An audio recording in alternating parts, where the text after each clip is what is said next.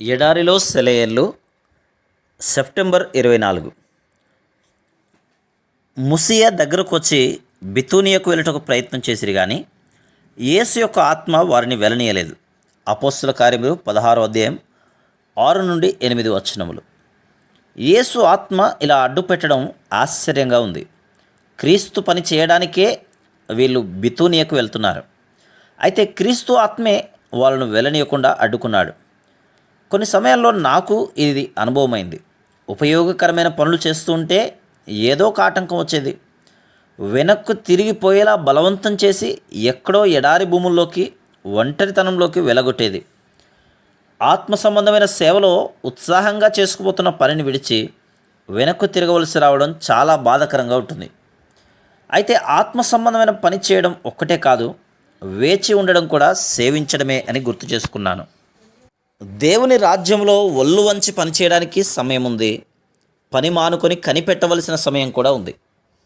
కొంతకాలం ఏకాంతంలోకి వెళ్ళడం అనేది మానవ జీవితంలో అత్యంత ఉపయోగకరమైనదని అర్థం చేసుకోవాలి. నాకు ప్రియమైన ఎన్నో బితూనియలను నేను దర్శించకుండా వదలవలసి వచ్చిన దాన్ని బట్టి దేవునికి కృతజ్ఞతలు చెప్పడం నేర్చుకున్నాను. పరిశుద్ధాత్మ నడిపింపులో నిలిచి ఉందాం. ఏ విధంగానైనా ఉపయోగపడాలని తహతహలాడుతూ ఉండే నిరాశలు ఎదురవుతూ ఉండొచ్చు. ఈనాడు సేవ చేయడానికి ద్వారం తెరవబడి ఉండొచ్చు. అయితే ప్రవేశించడానికి ముందడుగు వేస్తే అది మూసుకుపోవచ్చు.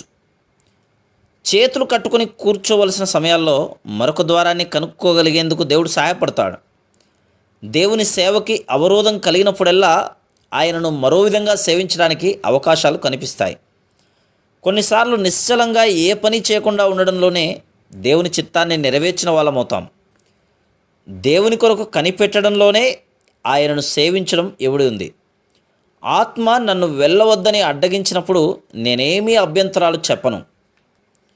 దేవుని నడిపింపు అర్థం కానప్పుడు, ఏ పని లేకుండా కాలం గడిచినప్పుడు నాకు ఉద్బోధించే మెల్లని స్వరాన్ని వింటాను. దేవుడు నమ్మదగినవాడు. కేవలం వేచి ఉంటాను. Praise the lord.